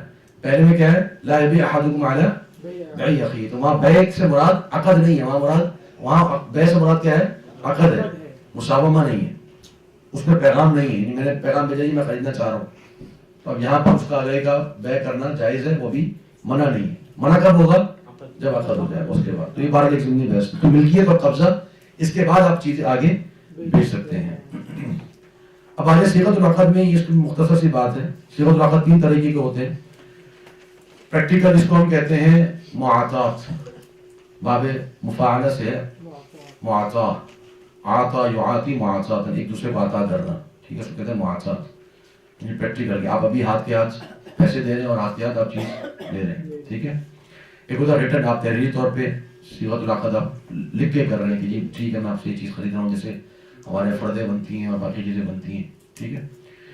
اور ایک ہے وربلی, زبانی, میں نے آپ کو یہ چیز اتنے میں بیچی, سامنے والا کہتا ہے میں نے یہ چیز آپ سے اتنے میں خرید لی, ٹھیک ہے. اس کو کیا کہتے ہیں, ایجاب و قبول. اس کو کیا کہتے ہیں, ایجاب و قبول, ٹھیک ہے. ایجاب ہوتا ہے بائیں کی طرف سے, قبول ہوتا ہے مشتری کی طرف سے, ٹھیک ہے. تو اکثر اہل علم نے یہ ذکر کیا ہے کہ صیغۃ العقد جو ہے, چاہے وہ قولی ہو چاہے وہ فعلی, یعنی جس کو معاطات کہہ رہے ہیں وہ ہو, دونوں صورتوں میں بیع منعقد ہو جاتی ہے, ٹھیک ہے. آپ بھی مثال کے طور پہ دکان پہ جاتے ہیں, آپ سپر اسٹور پہ گئے, آپ نے چیز اٹھائی, آپ نے پیسے دیے اور آپ نکل گئے, ٹھیک ہے. آپ نے کہا کسی کو کہ جی میں نے, آپ نے چیز مجھے بیچی ہے, میں نے آپ سے اتنے میں خریدی, کبھی کوئی کہتا ہے ایسے؟ نہیں کہتا نا ایسے. تو صرف آپ نے پیسے دیے, اور ابھی تو خیر آن لائن سلسلہ شروع ہو گیا, اب تو سامنے بندے کوئی نہیں ہوتا, ٹھیک ہے. تو ہم یہ کیا کر ہوتے ہیں, بیع معاطات ہے. تو ہماری جو 99% جو بیع چل رہی ہے آج کل, وہ کیا چل رہی ہیں, معاطات چل رہی ہیں, ٹھیک ہے. پریکٹیکلی جس کو ہم کہتے ہیں کہ چیز اٹھائی, پیسے دیے اور آپ چلے گئے, صحیح. امام شافعی رحمہ اللہ کے یہاں بیع المعاطات ناجائز ہے, ٹھیک, لیکن شوافی کے ہاں جائز ہے. وہ کیا, اور کوئی ان کے پاس کچھ سلسلہ نہیں. امام شافعی کہتے ہیں نہیں جی, نبی صلی اللہ علیہ وسلم کے زمانے میں ایجاب و قبول ہوتا تھا, تو ایجاب و قبول جو ہے وہ شرط ہے. اس کا جمہور علم کیا جواب دیتے ہیں کہ الاصل فی المعاملات الحل والاباحہ. آپ یہ بتائیں کہ بیع المعاطات کے حرام ہونے کی کوئی دلیل ہے؟ نہیں, بات ختم ہو گئی, ٹھیک ہے. تو لہٰذا صیغۃ العقد میں یہ مختصر سی بات ہے. تو چاہے کسی بھی صورت میں ہو, اگر عقد ہو جاتا ہے, دونوں کو معلوم ہے, تو وہاں پر عقد منعقد ہو جاتا ہے. آخری بات ارکان البیع میں, جی کچھ کہہ رہے ہیں؟ اچھا, آخری بات ہے ارکان البیع میں جو ہے وہ المبیع یا کموڈیٹی جس کو ہم کہتے ہیں. اس کے لیے جو اہل علم ہے انہوں نے اس کی 3 شرطیں بیان کی ہیں. ایک ہے الاباحہ, یہ اس کا حلال ہونا, ٹھیک ہے, اس کا کیا ہونا, حلال ہونا, ٹھیک ہے. چیز حلال ہو, اور اس کی ایک ضمنی شرط یہ ہے کہ اس کی منفعت بھی مباح ہو. چیز حلال ہو, اس کی منفعت بھی مباح ہو. بس اوقات چیز حلال ہوتی ہے, اس کی منفعت مباح نہیں ہوتی, ٹھیک ہے. چیز حلال ہوتی ہے لیکن اس کی منفعت مباح نہیں ہوتی ہے, ٹھیک ہے. مثال کے طور پہ ایک شخص جو ہے وہ انگور خرید رہا ہے, لیکن اس انگور سے اس نے کیا بنانی ہے؟ شراب. تو انگور کیا ہے؟ حلال ہے. اس کی منفعت جو اس نے حاصل کرنی ہے وہ کیا ہے؟ حرام. تو جب ایک شخص اس کی منفعت حرام لینا چاہ رہا ہو تو وہ چیز کیا ہو جاتی ہے؟ وہ بے بھی کیا ہو جاتی ہے؟ حرام ہو جاتی ہے. تو چیز بھی حلال ہونی چاہیے اور اس سے جو فائدہ انسان حاصل کر رہا ہے وہ بھی حلال ہونا چاہیے. ٹھیک ہے. تو یہ شرط الاباحہ. اور اس کے اندر 3 چیزیں علماء بیان کرتے ہیں کہ المنفعہ المباحہ، ایک ہے المنفعہ المباحہ للحاجہ. المنفعہ المباحہ للحاجہ یعنی وہ چیز فی نفسی حرام ہے، وہ چیز کیا ہے؟ فی نفسی حرام ہے، لیکن ضرورت کے تحت اس کی منفعت حلال ہو گئی ہے. اس کی مثال کیا ہے؟ اس کی مثال ہے کتے کی. کتا کیا ہے؟ حرام ہے. ٹھیک ہے. لیکن اگر وہ شکاری ہے، اگر وہ چوکی داری کے لیے ہے، ٹھیک ہے، اب یہ منفعت کیا ہو گئی ہے؟ مباح ہو گئی. کس کے لیے؟ ان الحاجہ للحاجہ. ٹھیک ہے. تو کیا اب یہاں پر چیز بیچی جا سکتی ہے یا نہیں بیچی جا سکتی؟ ہاں بیچی جا سکتی ہے. جمہور علم کے ہاں کہ اس کو بیچا جا سکتا ہے. بعض علم کے ہاں یہ ہے کہ اس کو نہیں بیچا جا سکتا الا یہ کہ وہ یعنی جو اس کی تربیت کے وہ پیسے لے رہا وہ لے سکتا ہے، چیز کے پیسے نہیں لے سکتا. یعنی اس کتے کی قیمت نہیں لے سکتا. عن ثمن کا نے اس سے منع کیا ہے، لیکن اس کی جو تربیت کی جو ٹریننگ کی ہے تو اس ٹریننگ کے وہ پیسے اجرت دے سکتا ہے اس میں. ٹھیک ہے. یہ بعض علم نے ذکر کیا. بہر المنفعہ مباح الحاجہ. ایک ہے کہ منفعہ المباحہ والمحرمہ، ایک ہی چیز ہے، اس کی منفعت مباح بھی ہو سکتی ہے، اس کی منفعت حرام بھی ہو سکتی ہے. اس کی نبی صلی اللہ علیہ وسلم کے زمانے کی جو مثال ہے وہ ہے ریشم کی. ٹھیک ہے. ریشم جو ہے وہ فی نفسی کیا ہے؟ حلال ہے، لیکن اگر وہ مردوں کے لیے استعمال ہو تو حرام ہے. اسی طریقے سے سونا ہے، سونے کے زیور اگر عورتوں کے لیے بنائے جائے تو حلال ہے، مردوں کے لیے بنائے جائے تو حرام ہے. تو چیز ایک ہی ہے لیکن اس کی منفعت مباح بھی ہو سکتی ہے، اس کی منفعت حرام بھی ہو سکتی ہے. ٹھیک ہے. تو اہل علم کیا کہتے ہیں کہ اگر اس چیز کی منفعت مباح ہوگی تو بیچنا جائز ہے، منفعت حرام ہوگی تو بیچنا جائز نہیں ہے. اگر کوئی سونے کی گھڑی بنا رہا ہے مرد کے لیے تو وہ کیا ہو جائے گا؟ حرام. حالانکہ سونا فی نفسی کیا ہے؟ حلال ہے. ٹھیک ہے. اسی طریقے سے ایک اور مثال گدھے کی ہے. گدھا جو ہے وہ فی نفسی کیا ہے؟ یعنی اس کی منفعت جو ہے وہ مباح بھی ہے اور حرام بھی ہے. گدھے پر سواری کرنا جائز ہے یا ناجائز ہے؟ جائز ہے. ٹھیک ہے. گدھے کے ذریعے سے کام لینا، جو کام کرتا ہے وہ، ٹھیک ہے، مزدوری کرتا ہے، وہ جائز ہے یا ناجائز ہے؟ جائز ہے. ٹھیک ہے. تو اس کی اس صورت میں اس کی منفعت مباح ہے، لیکن اگر وہ کھانے کے لیے استعمال ہو تو حرام، اس کو بیچنا بھی حرام ہے. ٹھیک ہے. اسی طریقے سے مردار ہے. مثال کے طور پر مردار کی اگر ہڈی ہے یا اس کی جو کھال ہے، کھال خاص طور پہ، وہ کیا ہے؟ جائز ہے. اس سے انتفاع جائز، اس کو بیچنا بھی جائز ہے. ٹھیک ہے. لیکن اگر اس کا جو گوشت ہے وہ بیچنا حرام ہو جائے گا، ناجائز ہو جائے گا. صحیح ہے. المنفعہ المباحہ والمحرمہ، تو حلال ہونی چاہیے فی نفسی اور اس میں منفعت بھی مباح ہونی چاہیے. جی ہاں، جانور حلال ہو تو وہی مردار سے وہی مراد ہے، ورنہ ویسے تو جو حرام ہے تو حرام ہی ہے تو سارے ایسے. اچھا، اسی کے اندر ایک اور جو شرط ہے وہ علماء ذکر کرتے ہیں کہ وہ معلوم ہو. جیسا کہ ہم بات کر رہے تھے کہ معلوم ہونا چاہیے. ٹھیک ہے. تو معلوم یا تو بالرؤیا ہو، دیکھنے کے ساتھ ہو، یا موصوف ہو، ٹھیک ہے نا، بالصفات، کہ معلوم بالصفہ ہونا چاہیے. تو یہ بھی اس کی شرط ہے. اچھا، ایک اور شرط اس کا جو ہے وہ یہاں پہ بھی ذکر نہیں کی ہوئی پریزنٹیشن کے اندر، وہ ہے کہ المقدور علی التسلیم ہونا چاہیے. کیا مطلب ہے اس کا؟ المقدور علی التسلیم. المقدور علی التسلیم کا مطلب یہ ہے کہ آپ کی ملکیت بھی ہو اور آپ کا قبضہ بھی ہو. یہ وہی والی بات ہے، قبضے والی. آپ کا قبضہ بھی ہو اور آپ دینے پر قادر بھی ہوں. آپ کی ملکیت بھی ہو، آپ کا قبضہ بھی ہو، آپ وہ چیز دینے پر قادر بھی ہوں. بسا اوقات کیا ہوتا ہے کہ انسان کی ملکیت بھی ہوتی ہے، قبضہ بھی ہوتا ہے، دینے پر قادر نہیں ہوتا. اس کی مثال علماء بیان کرتے ہیں. مثال کے طور پر ایک شخص کا تالاب ہے، ٹھیک ہے، وہ کہتا ہے کہ جی اس تالاب کی ساری مچھلی میں آپ کو بیچتا ہوں. اب وہ ساری مچھلیوں کا مقدور علی تسلیم نہیں ہے وہ، ٹھیک ہے نا. الا یہ کہ جیسے آج کل ہمارے بڑے باریک باریک سے جال آ گئے تو وہ کر کے دے دے. یہ علماء بعض بیان کرتے ہیں. لیکن بسا اوقات کیا ہوتا ہے کہ انسان مالک ہوتا ہے لیکن قبضہ نہیں ہوتا. مثال کے طور پہ میری پراپرٹی ہے मिल्कियत मेरे नाम पर है, कब्जा किसी और का है। आप वो मैं चीज आगे बेच सकता हूँ क्या? नहीं बेच सकता। ठीक है। और उलमा ने, मुहद्दिसीन ने, जो फुक़हा हैं, मुतक़द्दिमीन, उन्होंने इसकी मिसाल दी है कि अब्दुल आबिक, ऐसा गुलाम जो भाग गया है। अब वो गुलाम है मेरी मिल्कियत, लेकिन वो क्या है? भाग चुका है, आबिक है। ठीक है। तो क्या मैं उसको आगे बेच सकता हूँ? मैं नहीं बेच सकता। हमारे कराची में उस वक्त ये होता है कि जी किसी की प्रॉपर्टी पर कब्जा हो गया है, वो कराची में बहुत कब्जे होते हैं, अल्लाह माफ करे, तो वहां अगर जो है कोई शख्स जो है वो आता है, कहता है जी आपकी प्रॉपर्टी है 50 लाख रुपए की, आप मुझे 15 की बेच दो। ठीक है ना, ये मेरा मामला है कि मैं कैसे छुड़ाता हूँ कब्जा इससे। बेच सकते हैं नहीं बेच सकते?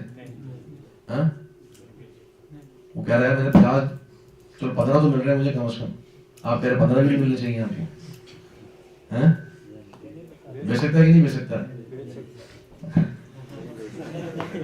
ये शुरू हो गए हैं, नहीं बेच सकता ना, सीधी सी बात है। मकदूर अला तस्लीम नहीं हो आप, ठीक है, आपके पास उसका कब्जा ही नहीं है, तो उसकी, हाँ आप उसकी एक जायज सूरत बता सकते हैं। जायज सूरत ये है कि भाई आप उससे कहो कि आप मेरा कब्जा छुड़ा दें, छुड़ाने के बाद आप खरीद लीजिए मुझसे, एग्रीमेंट आप भी कर लें, या आप छुड़ाने के मुझसे पैसे ले लें।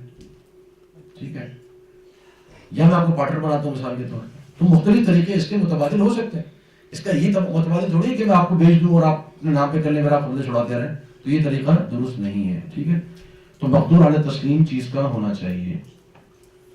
ये चंद मुकदमे के ताल्लुक से चीजें थी, और इन्हीं चीजों को, ये जो मैंने आक़िदान के ताल्लुक से और माक़ूद आले के ताल्लुक से और सिग़तुल अक़द के ताल्लुक से जो बातें आपको बताई हैं, इनको हम कहते हैं शुरूतुल बैअ। इनको हम क्या कहते हैं? शुरूतुल बैअ। यानी अरकान के लिए जो शुरूत आप बयान करते हैं वही क्या कहलाती है? शुरूतुल बैअ कहलाती है। एक होती है शुरूतुल बैअ और एक होती है अश्शुरूतु फिल बैअ। ठीक है, एक है शुरूतुल बैअ और एक क्या है? अश्शुरूतु फिल बैअ। क्या माना है इसका? एक है शुरूतुल बैअ जो शरीयत ने मुकर्रर की है, वो किसने मुकर्रर की है? शरीयत ने। और एक है अश्शुरूतु फिल बैअ, ये वो शुरूत है जो कौन लगाता है? आक़िदान लगाते हैं। ठीक है, तो शुरूतुल बैअ तो वाजिब है, यानी जो शरीयत ने कंडीशन लगाई है कि चीज बेचोगे तो हलाल होनी चाहिए, उसकी मनफा भी हलाल होनी चाहिए, आप मालिक भी होने चाहिए, ये सारी क्या आती हैं? शुरूतुल बैअ में। जो आप इसमें एग्रीमेंट करने वाले जो कंडीशंस लगाते हैं वो होती हैं शुरूत फिल बैअ। मिसाल के तौर पर मैं कहता हूँ कि जी ठीक है मैं चीज आपसे खरीदता हूँ, लेकिन शर्त मेरी ये है कि मेरे घर पे पहुंचाओ, उसको डिलीवरी कराओ घर पे मेरे। ठीक है भाई, शर्त मेरी ये है कि आप इसको मुझे कम से कम जो है ना, आपने 1 महीने तक इसकी आपने मुझे गारंटी देनी है। मेरी शर्त ये है कि भाई इसके अगर कोई मेंटेनेंस की सर्विसेज होती है वो आपने देनी है मुझे, मिसाल के तौर पर। ठीक है भाई, मैं आपसे कपड़ा खरीदता हूँ, लेकिन शर्त ये है कि आपने सी के देना है मुझे। ठीक है, अब ये सारी क्या है? शुरूत फिल बैअ।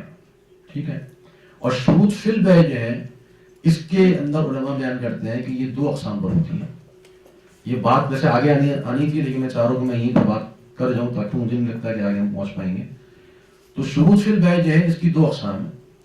ठीक है, एक है शुरूत जो कि जायज है, शुरूत फिल बैअ जो कि क्या है? जायज है, और वो शुरूत है जो क्या है?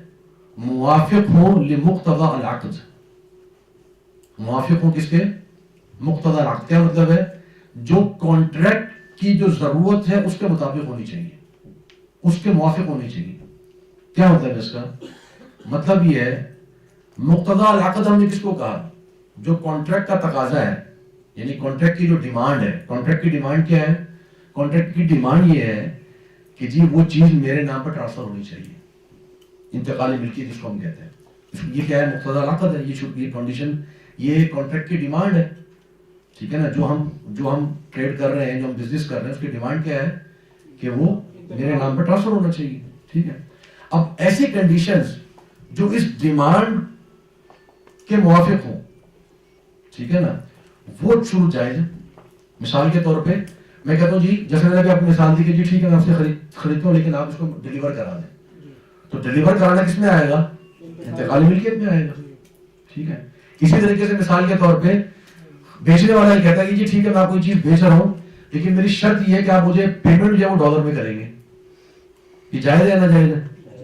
जायज है। کیونکہ اس نے قیمت لینی ہے. مقتضا العقد یہ ہے, کانٹریکٹ کی ڈیمانڈ یہ ہے کہ قیمت اس کو ملے. ٹھیک ہے, تو یہ شروط جائز ہے. صحیح ہے. اسی طریقے سے مقتضا العقد کانٹریکٹ کی ڈیمانڈ یہ کہ یہ چیز میرے پاس استعمال میں رہنی چاہیے. میں کہتا ہوں جی میں اپنے پاس آپ سے چیز میں خرید رہا ہوں, لیکن آپ مجھے 1 مہینے تک یا 1 سال تک آپ اس کی مینٹیننس سروسز مجھے دیں گے. جائز ہے نا جائز ہے؟ جائز ہے. ٹھیک ہے. اچھا, اگر اب یہ ایک شرط یہ ہو گئی شروط موافق لمقتضى العقد. دوسری قسم میں شروط کیا ہے؟ مخالفہ لمقتضى العقد, جو کانٹریکٹ کے ڈیمانڈ کے اگینسٹ جا رہی ہوں.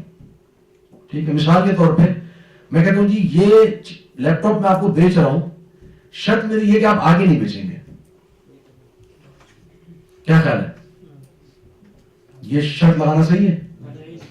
ہاں, شرط لگانا ناجائز ہے. کیوں؟ کیونکہ کانٹریکٹ کی ڈیمانڈ یہ ہے کہ یہ میرے نام پر ٹرانسفر ہو گئی, اب میں جو مرضی کروں. آپ مجھ پر کنڈیشن لگا ہی نہیں سکتے کہ آپ آگے نہیں بیچیں گے. ٹھیک ہے. میں کہتا ہوں مثال میں آپ کو گھر بیچ رہا ہوں, لیکن میری ڈیمانڈ میری شرط یہ ہے کہ آپ اس میں نہیں رہیں گے. ٹھیک ہے. تو یہ کیا ہو گیا؟ مخالف لی مقتضی العقد. اس کی جو ہمارے پاس جو دلیل ہے وہ کیا ہے؟ حدیث بریرہ رضی اللہ تعالیٰ عنہ. ٹھیک ہے. وہ کیا ہے کہ سیدہ عائشہ صدیقہ رضی اللہ تعالیٰ عنہ نے, ٹھیک ہے نا, سیدہ بریرہ کیا کہتے ہیں, کاتبت علی آلۃ اواق, کہ میں نے اپنے گھر والوں سے مکاتبت کی, میں نے ان سے لکھوا لیا کہ میں اپنی قیمت آپ کو خود دوں گی, جو 9 اواق یعنی 9 اوقیہ بنتی ہے. ٹھیک ہے. 9 اوقیہ, ایک اوقیہ کتنے درہم کا ہوتا ہے؟ 40 درہم کا. ٹھیک ہے. تو 9 اوقیہ کتنے ہو گئے؟ ہاں 360 درہم. ٹھیک ہے. اور زکوٰۃ کتنے درہم پہ ہوتی ہے؟ ہاں 200 درہم پہ. ٹھیک ہے. تو ہمارے یہاں جو ہے 200 درہم تقریباً بنتے ہیں آج کل کے, ابھی رمضان جو گزرا ہے تقریباً 6-6.5 لاکھ روپے بنتے ہیں. 360 سمجھے تقریباً 10 لاکھ روپے بنتے ہیں. ٹھیک ہے. تو اتنے لاکھ میں نے اپنا سودا کر لیا, خود ہی سودا کر لیا کہ میں آپ کو پیمنٹ کروں گی اور آپ مجھے جو ہے وہ آزاد کر دیں. پھر کہتی ہے کہ میں سیدہ عائشہ کے پاس آئی اور میں نے کہا کہ جی آپ میری پیمنٹ کر دیں, کیونکہ سیدہ عائشہ بڑا شوق رکھتی تھی غلاموں کو آزاد کرنے کے لیے. تو نے کہا کہ ٹھیک ہے میں تمہیں آزاد کرتی ہوں, میں تمہاری پیمنٹ کروں گی, لیکن میری شرط یہ ہے کہ ولا میری ہوگی. ٹھیک ہے. ولا کا مطلب کیا ہوتا ہے؟ کہ غلام کی آزادی کی نسبت جو ہے وہ میری طرف ہوگی. ٹھیک ہے نا. جو غلام آزاد کیا جاتا ہے اس کو کہتے ہیں المولا. ٹھیک ہے نا. یہ مولا فلان یعنی فلاں کا آزاد کردہ ہے. اور یہ ولا جو ہے وہ نسبت کی طرف بھی جاتی ہے اور ولا جو ہے وراثت میں بھی جاتی ہے. ٹھیک ہے. یعنی اگر غلام آزاد ہونے کے بعد فوت ہو گیا, اس کی جو وراثت ہے اگر اس کے وارثین موجود نہیں ہیں, اس کے جو نسبی وارثین موجود نہیں ہیں, تو وہ وراثت جائے گی کس کو؟ آزاد کرنے والے کو, اس کے سید کو. ٹھیک ہے. المعتق کو. تو کہا کہ جی اولا میری ہوگی. تو فرماتی میں گئی اپنے مالک کے پاس, اس نے کہا کہ نہیں ہم ولا تو ہماری ہوگی. تو اسی دوران نبی صلی اللہ علیہ وسلم آئے, تو میں نے کہا کہ یہ معاملہ ہے, پیمنٹ میں کر رہی ہوں, آزاد میں کر رہی ہوں, وہ کہہ رہے ولا ہماری ہے. تو نبی صلی اللہ علیہ وسلم کیا فرمایا؟ بیعی یا واشتری واعتقی. ٹھیک ہے. واشتریتی لہم الولا. ٹھیک ہے نا. ٹھیک ہے, خرید لو, صحیح ہے, اور اس کو آزاد کرو اور وہ کہہ دو کہ یہ ٹھیک ہے ولا تمہاری ہے. فإنما الولاء لمن اعتق. ٹھیک ہے. پھر آپ صلی اللہ علیہ وسلم مسجد میں تشریف لے گئے, آپ صاحب کو جمع کیا, فرمایا کہ ما بال اقوام یشتریطون شروطا لیست فی کتاب اللہ, کل شرط لیس فی کتاب اللہ فهو باطل. ٹھیک ہے نا. تو یہ نبی صلی اللہ علیہ وسلم فرمایا کہ جو شرط بھی کتاب اللہ میں نہیں ہے یعنی مخالف ہے وہ باطل ہے. تو اگر شرط لگا بھی دی جائے کانٹریکٹ کے اندر, اس حدیث سے کیا معلوم ہوا کہ اگر کانٹریکٹ کے اندر ایسی شرط لگا بھی دی جائے تو وہ شرط کیا ہو جائے گی؟ باطل ہو جائے گی, وہ ختم ہو جائے گی اور کانٹریکٹ جو ہے وہ کمپلیٹ ہو جائے گا. تو یہ ہے شروط فی البیع, مختصر طور پہ میں نے ذکر کر دیا. جی جی یہ شرط کا مخالف نہ ہونا یہ ضروری ہے, یا یہ بھی ضروری ہے کہ وہ مقتضی عقد کے موافق ہو؟ یہی اصل ہے موافق, یعنی اگر کوئی ایسی شروط ہے جو نہ مخالف ہے نہ موافق ہے, ٹھیک ہے نا, تو وہ بھی علماء اس کو جائز سمجھتے ہیں. یعنی اصل یہ ہے کہ وہ مخالف نہیں ہونی چاہیے مقتضی عقد کے. جی آگے بڑھتے ہیں انشاءاللہ.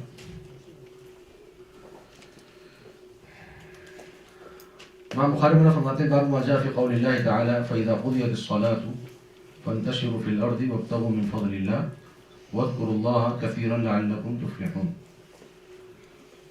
وإذا رأوا تجارة أو لهوا انفضوا إليها وتركوك قائما قل ما عند الله خير من اللهو ومن التجارة والله خير الرازقين.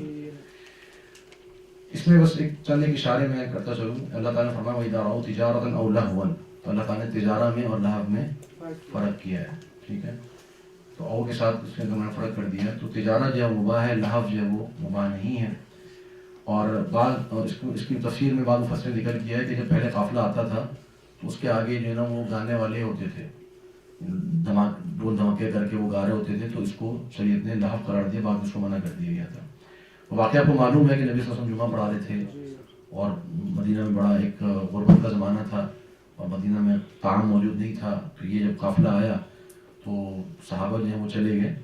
اور اس میں ایک بات ایسی ہے جو اکثر جو ذکر نہیں کی جاتی, وہ یہ ہے کہ جمعے کے جب اوائل میں جب جمعہ واجب ہوا تھا, یہ امام ابو داؤد رحمہ اللہ نے ذکر کیا مراسیل کے اندر کہ جب شروع میں جمعہ واجب ہوا تھا تو اس کی صورت عید والی صورت تھی, یعنی نماز پہلے ہوتی تھی, خطبہ بعد میں ہوتا تھا. تو نبی صلی اللہ علیہ وسلم نماز پڑھا چکے تھے اور خطبہ ہو رہا تھا تو جب صحابہ چلے گئے, یعنی اگر نماز ہونی ہوتی تو صحابہ نہ جاتے. ٹھیک ہے نا. تو جیسے آج ہوتا ہے کہ عید کی نماز ہو جائے تو اگر خطبہ چل رہا ہو تو لوگ جا بھی سکتے ہیں, لیکن صحابہ کو اس پر معطوف اس لیے کیا گیا, آخر ان پر اس لیے ہوا کیونکہ نبی صلی اللہ علیہ وسلم جو ہے وہ خطبہ جو ہے وہ دے رہے تھے, اس لیے منع کیا گیا اس چیز سے. وَتَرَكُوكَ قَائِمًا قُلْ مَا عِندَ اللَّهِ خَيْرٌ مِنَ اللَّهْوِ وَمِنَ التِّجَارَةِ وَاللَّهُ خَيْرُ الرَّازِقِينَ. تو اللہ رب العالمین نے پہلے تجارت کو پہلے ذکر کیا اور لہو کو بعد میں ذکر کیا, اور اس کے بعد آخر میں لہو کو پہلے ذکر کیا ہے اور تجارت کو بعد میں ذکر کیا ہے. اس کی کیا وجہ ہے؟ مفسرین اس کی وجہ یہ ذکر کی ہے کہ کیونکہ صحابہ جو ہے وہ لہو کو چھوڑ کے نہیں گئے تھے بلکہ تجارت کو چھوڑ کے گئے, تجارت کی وجہ سے گئے تھے, اس لیے اللہ رب العالمین نے تجارت کو پہلے ذکر کیا اور بعد میں لہو کو پہلے اس لیے ذکر کیا ہے کیونکہ لہو جو ہے اس میں کوئی نفع نہیں ہے. ٹھیک ہے نا. تو جس میں نفع معدوم ہے اس کو پہلے ذکر کیا, تجارت میں نفع موجود ہے اس کو بعد میں ذکر کیا, اور دونوں کو ذکر کرنے کے بعد فرمایا واللہ قل ما عند اللہ خیر من اللہو ومن التجارہ, جو اللہ کے پاس ہے وہ لہو سے بہتر ہے, لہو میں کوئی فائدہ بھی نہیں ہے. تجارت میں فائدہ ہے لیکن جو اللہ کے پاس ہے وہ تجارت سے بھی بہتر ہے. واللہ خیر الرازقین. باقی جو اگلی آیت ہے وَلَا تَأْكُلُوا أَمْوَالَكُمْ بَيْنَكُمْ بِالْبَاطِلِ إِلَّا أَن تَكُونَ تِجَارَةً عَن تَرَاضٍ مِّنكُمْ. تو یہ استثناء مستثنیٰ منقطع ہے اور اس پر ہم پہلے بات کر چکے ہیں. حدیث جو ہے وہ معروف حدیث ہے جناب ابو ہریرہ رضی اللہ عنہ سے, قال حدثنا ابو الیمان قال حدثنا شعیب. ابو الیمان حکم بن نافع ہے, شعیب بن ابی حمزہ معروف ہے عن الزہری. شعیب جو ہے یہ کاتب الزہری معروف ہے, زہری کا جانتے ہیں, معروف شخصیت ہیں, معروف راوی ہیں. قال اخبرنا سعید بن مسیب وابو سلمہ بن عبد الرحمن ان ابا ہریرہ رضی اللہ عنہ قال انکم تقولون ان ابا ہریرہ یکثر الحدیث عن رسول اللہ صلی اللہ علیہ وسلم. ابو ہریرہ رضی اللہ عنہ اپنے بارے میں ذکر کر رہے ہیں کہ تم لوگ یہ کہتے ہو کہ ابو ہریرہ جو ہیں وہ نبی صلی اللہ علیہ وسلم سے بہت زیادہ حدیثیں بیان کرتے ہیں. وتقولون ما بال المهاجرين والانصار لا يحدثون عن رسول اللہ صلی اللہ علیہ وسلم بمثل حدیث ابی ہریرہ, اور تم کہتے ہو کہ مہاجرین اور انصار اتنی حدیثیں بیان کیوں نہیں کرتے. وإن إخوتي من المهاجرين كان يشغلهم صفق بالأسواق وكنت ألزم رسول الله على ملء بطني. میرے جو بھائی تھے مہاجرین وہ كان يشغلهم صفق بالأسواق, تو ان کو مصروف رکھتی تھی بازاروں کی صفق. صفق کہتے ہیں ہاتھ کو ہاتھ پہ مارنا. ٹھیک ہے نا. صفق التصفیق للنساء. تو صفق جو ہوتا ہے یہ عند العقد ہوتا تھا. ٹھیک ہے نا. ایجاب و قبول کے بعد یہ صفق ہوتا تھا اور یہ اشارہ ہوتا تھا کہ ہماری بیعت ہو گئی ہے. یعنی صفق بالاسواق کا مطلب کیا ہے کہ جو تجارت کر رہے ہوتے تھے بازاروں کے اندر ان کو انہوں نے مصروف رکھا. وكنت ألزم رسول الله صلى الله عليه وسلم على ملء بطني.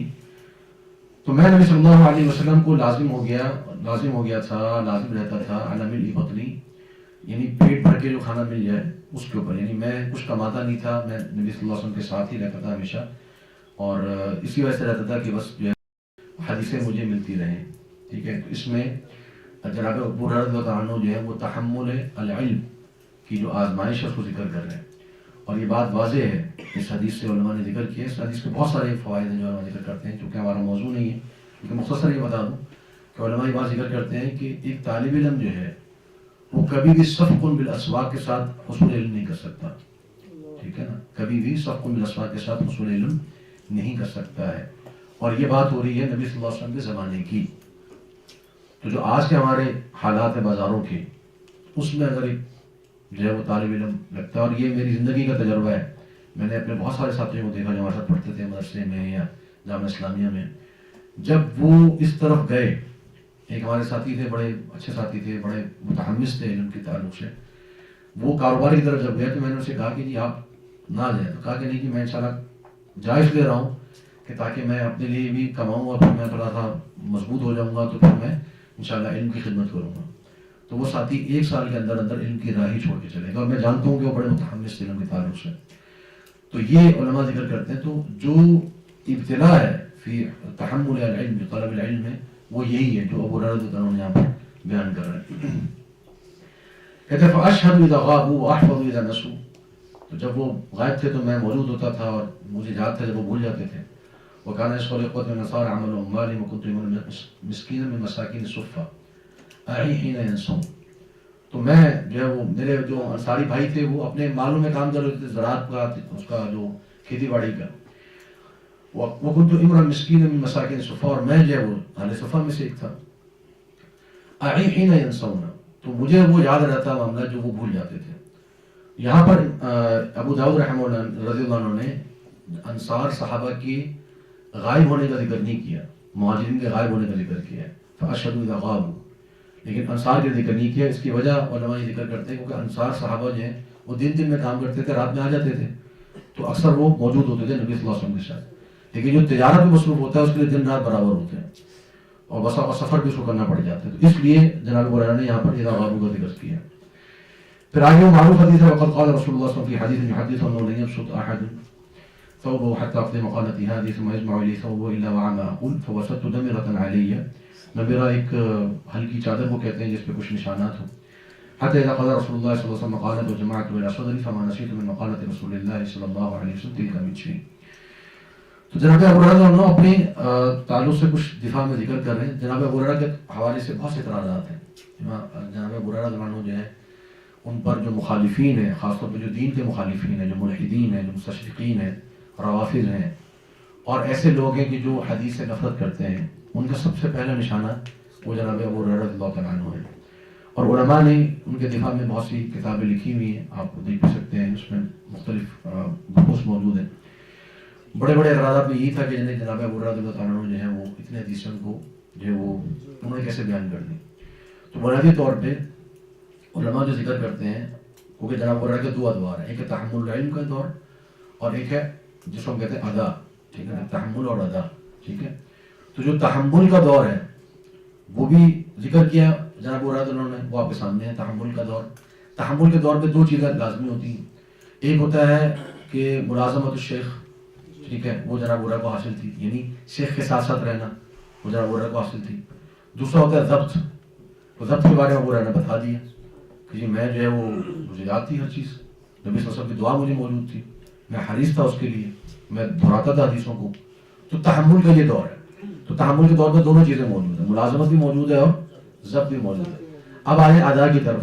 تو ادا کا یہاں پر ذکر نہیں کیا انہوں نے, لیکن ادا کے علماء یہ جواب دیتے ہیں کہ بہت سے لوگ اعتراض کرتے ہیں کہ جناب ابو بکر صدیق انہوں نے اتنے حدیثیں کیوں نہیں بیان کی, جناب عمر نے اتنے حدیثیں کیوں نہیں بیان کی. اس کی وجہ جو علماء ذکر کرتے ہیں وہ یہی ہے کہ ان صحابہ کو, جو کبار صحابہ ہیں, ان کے ساتھ 2 معاملات ہیں.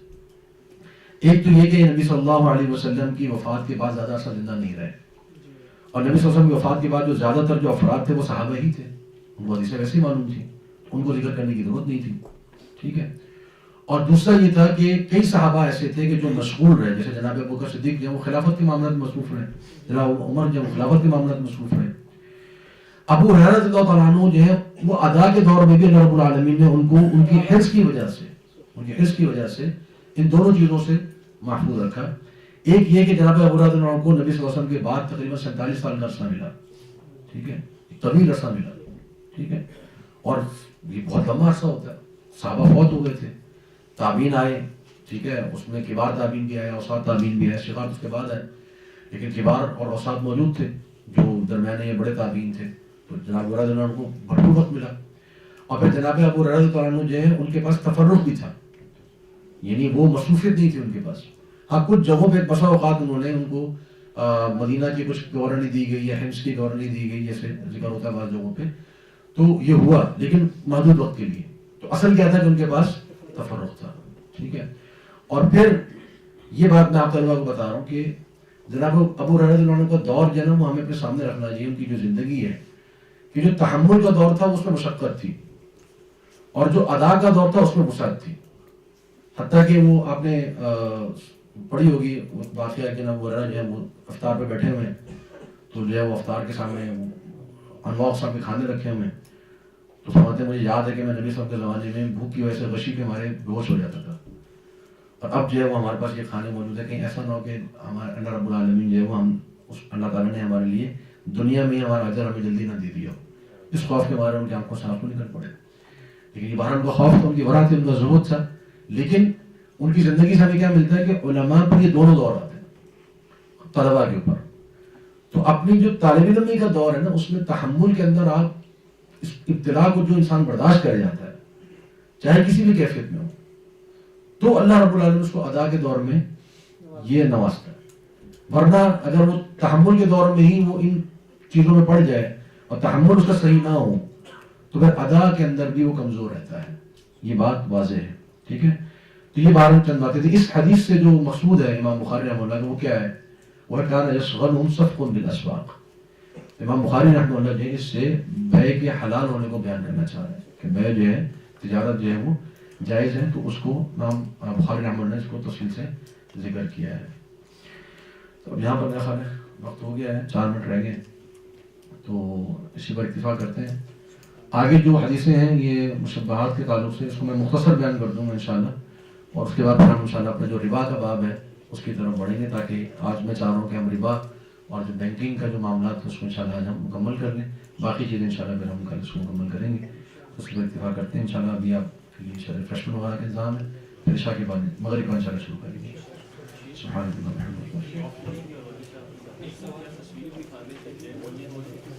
شے معین نہیں نا, شے موصوف ہوگی نا. تصویر تو صفت بیان کرنے کے لیے, یہ چیز یعنی ان صفات کی چیز. ہاں اگر آپ کے پاس موجود ہے تو باقی مسئلہ نہیں ہے. اگر کسی اور کے پاس موجود ہے اور وہی جگہ دیکھ رہے ہیں تو شاید معین تو غلط ہو گیا, تو غلط ہے.